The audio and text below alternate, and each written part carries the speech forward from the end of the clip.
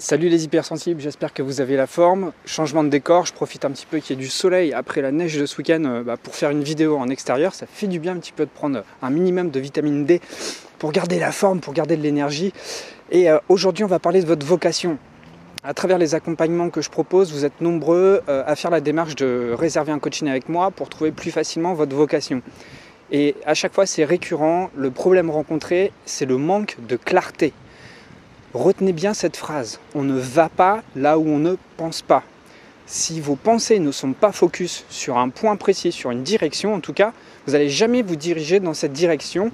Et à travers l'exercice de votre activité, si vous souhaitez vous indépendantiser à travers un travail indépendant, vous allez aller dans plein de directions qui ne sont pas les vôtres. Et vous êtes pour beaucoup à avoir plein de compétences. Dans ce que j'observe à travers les accompagnements, vous avez plein de compétences mais elles ne sont pas au bon endroit. Elles ne sont pas au bon endroit et c'est pour ça que vous n'avez pas l'impression d'avancer, vous n'avez pas l'impression d'être utile et vous n'avez pas l'impression d'être efficace. Donc, le truc numéro 1 à bannir de votre quotidien maintenant, c'est le flou. Vous ne devez plus agir dans le flou et partir dans tous les sens. Vous devez absolument avoir un sens, une direction, une boussole qui vous permet de savoir vers où vous dirigez et quoi faire. Parce que lorsqu'on a une entreprise, le principal, c'est pas la forme que vous allez donner à cette entreprise dans un premier temps. C'est le contenu que vous allez y créer. C'est pas vos cartes de visite, c'est pas votre logo, c'est pas votre branding. C'est l'ADN que vous allez apporter dans cette entreprise. Qu'est-ce que vous voulez apporter dans le monde? Qu'est-ce qui est important? Quel sens vous voulez donner à tout ça? Et pour beaucoup, vous êtes nombreux, et c'est caractéristique des hypersensibles, de vouloir donner du sens dans ce que vous faites. Et c'est tout à fait normal. On s'épanouit dans un travail devient une passion quand celui-ci a un sens pour vous et que vous avez cette sensation forte que ça apporte un sens dans le monde. Donc ayez cette clarté, réfléchissez pour savoir en quoi vous pouvez avoir plus de clarté. Et pour cela, essayez d'énumérer toutes vos qualités, tout ce que vous pouvez apporter, en quoi vous êtes bon et en quoi ça peut rendre service au monde autour de vous. C'est la chose première à faire, ne vous éparpillez pas. Et une fois que vous avez déterminé votre spécificité, votre singularité, en quoi votre originalité unique peut apporter de la valeur au monde, toutes vos actions qui vont concourir au développement de votre activité indépendante doivent être étroitement corrélées avec cette vocation, avec cette vision. D'accord? Toutes vos actions doivent être corrélées avec votre vision claire et limpide. Et puis, pas de panique. Votre vision, elle va s'éclaircir aussi en tâtonnant. Votre vision, elle va s'éclaircir au fur et à mesure que vous avancez. Vous êtes obligé de rester en mouvement. Je l'ai déjà expliqué dans une précédente vidéo. Le statut de travailleur indépendant, c'est un statut qui est en mouvement permanent. Vous devez toujours vous inscrire dans un schéma évolutif. Vous devez toujours être en mouvement, dans un statut dynamique. C'est jamais statique. Mais là où je veux en venir, c'est que vous n'avez pas besoin de tout savoir précisément avant de pouvoir vous lancer.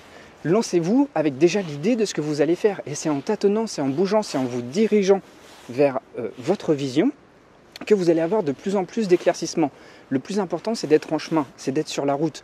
Et si vous restez toujours dans votre mental, en attendant que tous les compteurs soient ouverts pour que ça marche, ça ne va jamais avancer, parce que tout va rester dans votre tête, votre énergie va être dans votre tête.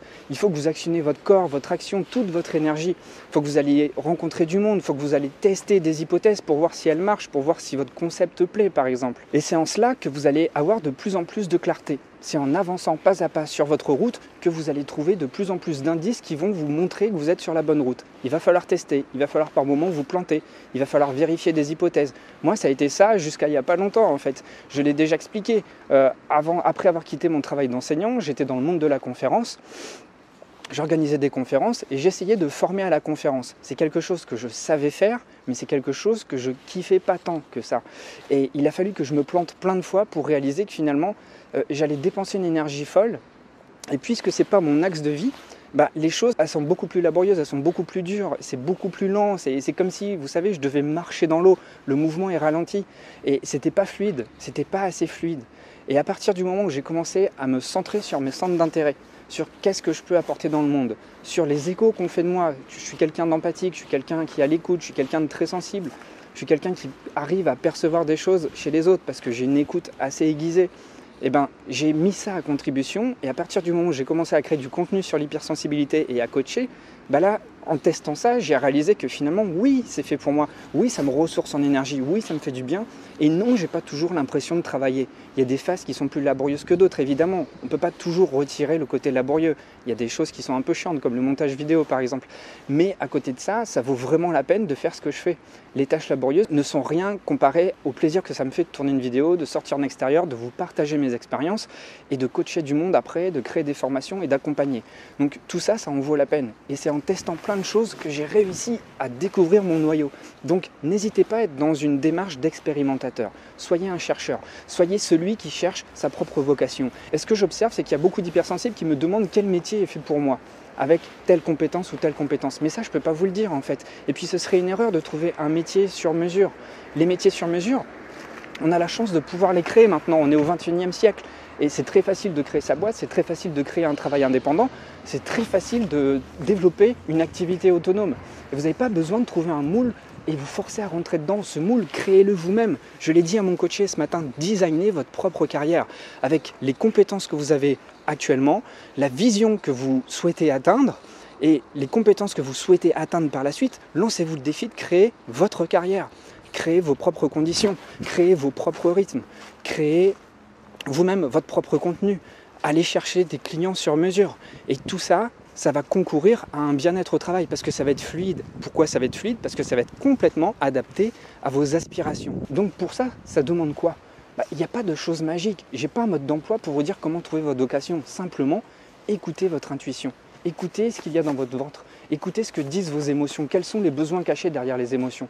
Tout ça va vous aider à comprendre là où vous êtes bien. Tout ça va vous aider à comprendre là où vous pouvez agir et ce que vous pouvez apporter. D'accord? Je vous laisse là-dessus. Laissez-moi des commentaires si vous avez des questions. Il y a une formation qui va très bientôt arriver dessus, vocation spéciale hypersensible. Ça devrait arriver d'ici la fin de la semaine. En attendant, si vous avez des questions, n'hésitez pas à me les poser dans les commentaires. Je me ferai une joie de vous répondre. Et si vous souhaitez vous faire accompagner, eh bien vous pouvez postuler pour vous inscrire au coaching spécial hypersensible. Je vous remercie de m'avoir écouté. Je vous dis à très vite et gardez la pêche. Ciao, ciao.